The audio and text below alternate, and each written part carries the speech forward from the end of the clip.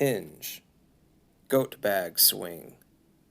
Hold a kettlebell by the horns on each side of the handle, in front of the chest as you would in the goblet squat.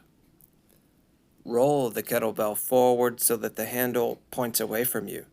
The bottom is pressed into your upper abdomen and your hands are pulling backward isometrically, keeping the kettlebell in place. Keep a neutral spine as you fold at the hips, sending the hips backward and bending the knees slightly. The knees should not travel forward throughout the exercise.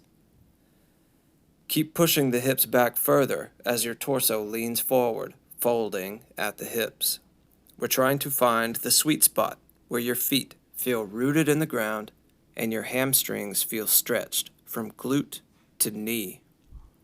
When you feel this full hamstring stretch, tense the glutes and drive back to the starting position with an exhale. You can use a kettlebell, dumbbell, or medicine ball for this exercise.